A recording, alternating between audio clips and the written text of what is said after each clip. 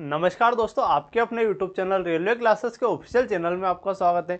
मैं दिलीप राठौर आपके लिए जो प्रैक्टिस सेट सीरीज लाया हूं जीके की। सीरीज का नाम क्या है? माँ बापू का सपना सीरीज। ये आपके लिए बहुत ही महत्वपूर्ण है। इसमें हम जीके की टॉप 10 क्लास करने वाले, और ये अगर टॉप 10 क्लास आपने देख ली तो आपका पेपर इन्हीं क्लासेस से देखने को मिलने वाला है। तो इन 10 क्लास को पेपर के पहले जरूर देखिए, और हमारी एग्जाम 7 तारीख के पहले अपनी 10 क्लास अपलोड हो जाएगी, तो वे जरूर देखिए। हमारा पहला क्वेश्चन देखिए। पहला क्वेश्चन क्या बोल रहा है? सिंधु घाटी सभ्यता का प्रमुख बंदरगाह शहर कौन सा? सिंधु घाटी जो सभ्यता है इसका प्रमुख बंदरगाह शहर कौन सा, ये आपको बताना। ठीक है, प्रमुख बंदरगाह शहर कौन सा होने वाला? लोथल। कौन सा होने वाला भाई? सिंधु घाटी सभ्यता का प्रमुख बंदरगाह शहर आपका कौन सा होने वाला है? तो लोथल होने वाला है। लोथल किस राज्य में? लोथल आपका गुजरात में। लोथल कहाँ होने वाला? तो लोथल आपका गुजरात में होने वाला। कालीबंगा कहाँ होने वाला? कालीबंगा आपका होने वाला है राजस्थान में। कहाँ होने वाला? कालीबंगा राजस्थान में। राजस्थान में होने वाला है। कालीबंगा का अर्थ क्या होता है? काले रंग की चूड़ी। यहाँ से अग्निकुंड के साक्ष्य मिले, यज्ञ के बाकी। ठीक है। मोहनजोदड़ो कहाँ है? मोहनजोदड़ो आपको पाकिस्तान में। कहाँ है मोहनजोदड़ो? पाकिस्तान में, सिंधु नदी के किनारे। यहाँ सबसे बड़ा स्नानागार आपको मिला है। ठीक है। मृतकों का टीला भी बोलते मोहनजोदड़ो को।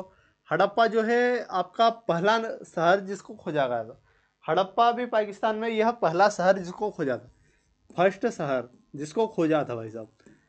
ये किसने खोजा था? 1921 में दयाराम साहनी ने खोजा था। और आपका मोहनजोदड़ो किसने खोजा था? राखलदास बनर्जी ने 1922 में। अगला क्वेश्चन, किस बौद्ध संघ परिषद के दौरान बौद्ध धर्मयान और महायान में विभाजित हो गया? तो कौन सी बौद्ध संगीति में हीनयान और महायान दो भागों में बढ़ गया था?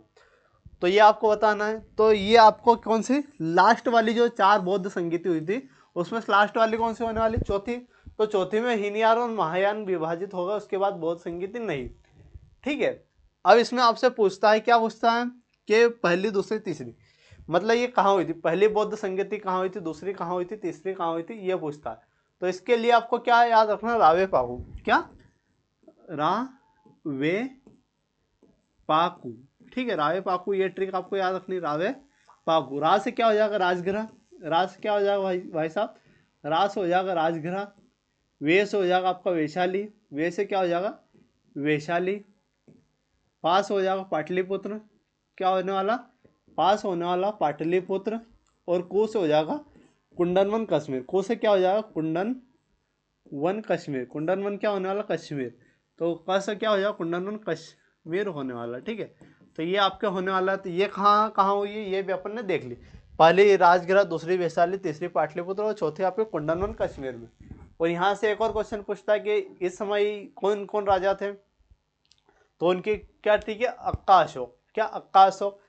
अक्का अशोक पहले अजातशत्रु, फिर का, काला अशोक, अशोक, फिर कनिष्क। ठीक है।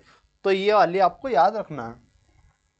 अगला, आईने अकबरी के लेखक कौन है? आईने जो अकबरी है इसका लेखक कौन होने वाला? तो आईने अकबरी का लेखक अगर बात करें, अबुल फजल। कौन होने वाला? अबुल फजल आपका आईने अकबरी का लेखक होने वाला। और आईने अकबरी जो है अकबरनामा का ही भाग है। अकबरनामा 3 खंडों में विभाजित है और अकबरनामा का ही यह भाग होने वाला है। अगला क्वेश्चन देखिए। अगला क्वेश्चन क्या है? महात्मा गांधी ने किस गोलमेज सम्मेलन में भाग लिया था? तो महात्मा गांधी ने भाई साहब किस गोलमेज सम्मेलन में भाग लिया था? महात्मा गांधी ने दूसरे गोलमेज सम्मेलन में भाग लिया था। सभी गोलमेज सम्मेलन कहाँ हुए? सभी गोलमेज सम्मेलन इंग्लैंड में हुए थे। और एकमात्र ऐसे व्यक्ति जिन्होंने तीनों गोलमेज सम्मेलन में भाग लिया वो कौन थे? डॉक्टर भीमराव अम्बेडकर। कौन? डॉक्टर भीमराव अम्बेडकर। ठीक है।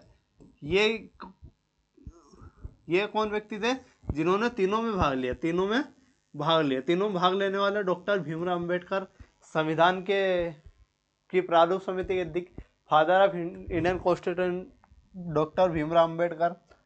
अगला क्वेश्चन, अगला क्या? पूर्ण स्वराज का प्रस्ताव। क्या?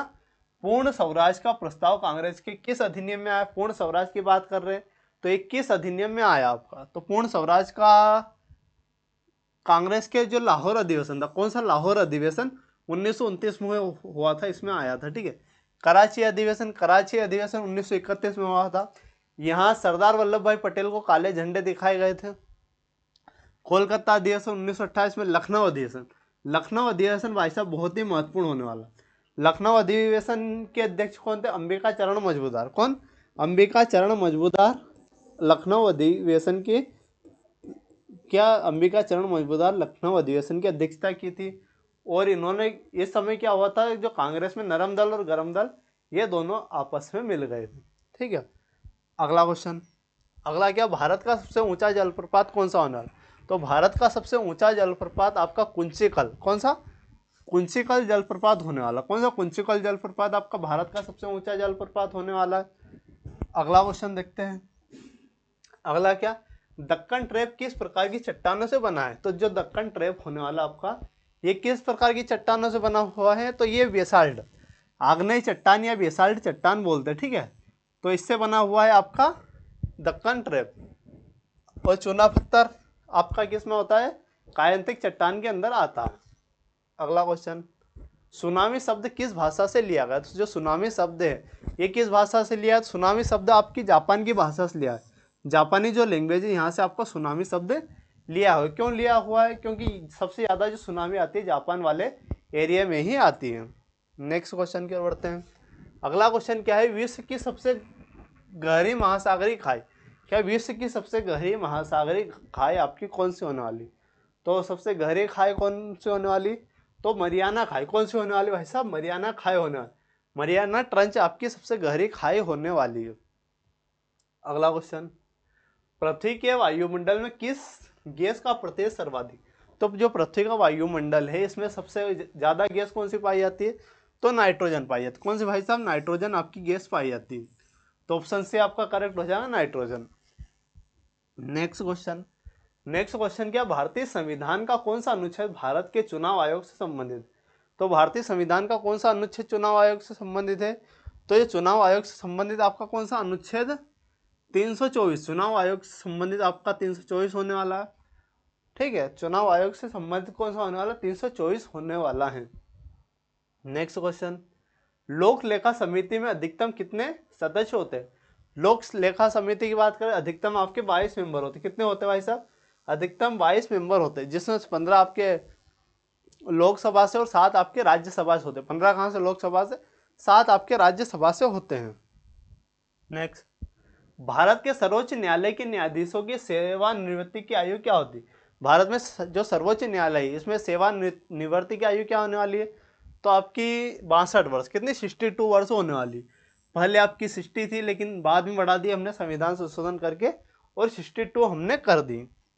नेक्स्ट क्वेश्चन, भारतीय संविधान के तहत शिक्षा का अधिकार किस प्रकार का अधिकार है? तो जो शिक्षा का अधिकार है किस प्रकार का अधिकार है? शिक्षा का अधिकार आपका मौलिक अधिकार है। कैसा अधिकार है? शिक्षा का अधिकार आपका मौलिक अधिकार होने वाला। तो ऑप्शन सी आपका करेक्ट हो जाएगा, मौलिक अधिकार। अगला क्वेश्चन, लोकसभा में अविश्वास प्रस्ताव पेश करने के लिए कितने सदस्यों का समर्थन आवश्यक है? अगर अविश्वास प्रस्ताव लागू करना मिनिमम आपके कितने 50 सांसदों की आवश्यकता होती है। कितने? 50 सांसद, या ठीक है लोकसभा की बात करें 50 सांसद की आवश्यकता होती है। अगला क्वेश्चन, राष्ट्रीय आय का अर्थ क्या है? राष्ट्रीय आय का अर्थ क्या है भाई? एक जो देश है हमारा, क्या है?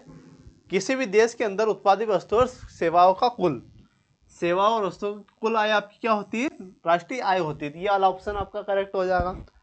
नेक्स्ट क्वेश्चन, भारत में खुली अर्थव्यवस्था का मुख्य उद्देश्य क्या है? भारत में जो खुली अर्थव्यवस्था इसका मुख्य उद्देश्य क्या होने वाला? खुली अर्थव्यवस्था का मुख्य उद्देश्य आयात पर पूर्ण नहीं, अंतर्राष्ट्रीय व्यापार और निवेश को बढ़ावा देना, केवल घरेलू उद्योग को संरक्षण, सरकारी, इसमें क्या होता है? खुली जो ओपन अर्थव्यवस्था, इसमें क्या अंतर्राष्ट्रीय व्यापार और निवेश को बढ़ावा देने के लिए हम इसका मुख्य उद्देश्य होने वाला क्या होने वाला है?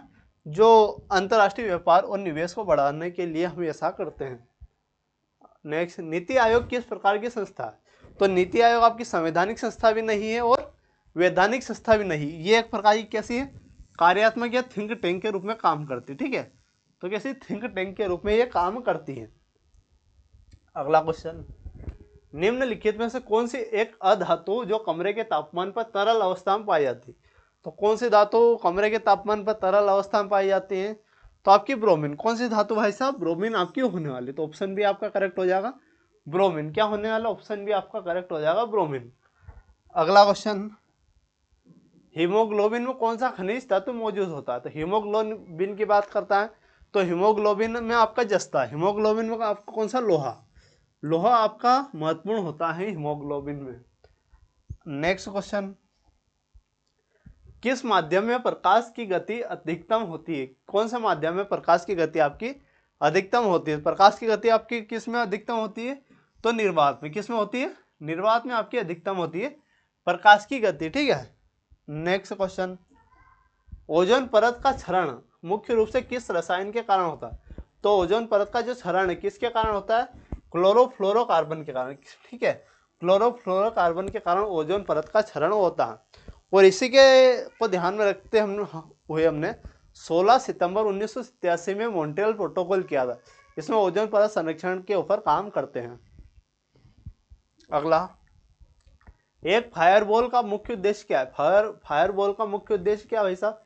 फायरवॉल का मुख्य उद्देश्य अनेक फाइलों को कंप्रेस करना, कंप्यूटर को वायरस से बचाना, अनिवार्य पहुंच को रोकना, डेटा का बैकअप करना। क्या होने वाला भाई?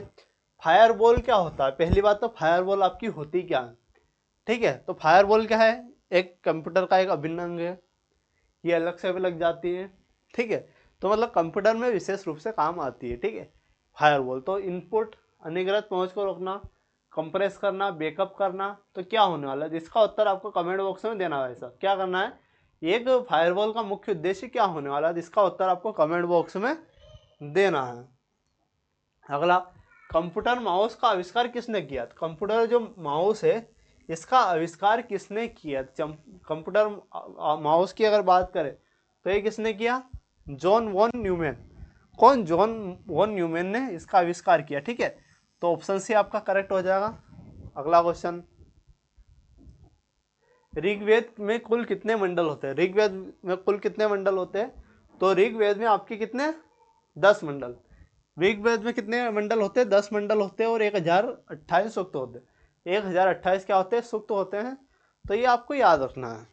तो ये हमारी क्लास थी, छोटी क्लास थी। आज हमने डिटेल में बात नहीं करी, लेकिन अगली जो क्लास होने वाली बहुत ही धमाकेदार क्लास होने वाली। तो हर क्लास को आपको ध्यान से देखना है और अच्छे से पढ़ते रहिएगा और हमारे साथ बने रहिएगा और एग्जाम क्रैक करिए, ठीक है। मिलते हैं अगले वीडियो में। धन्यवाद।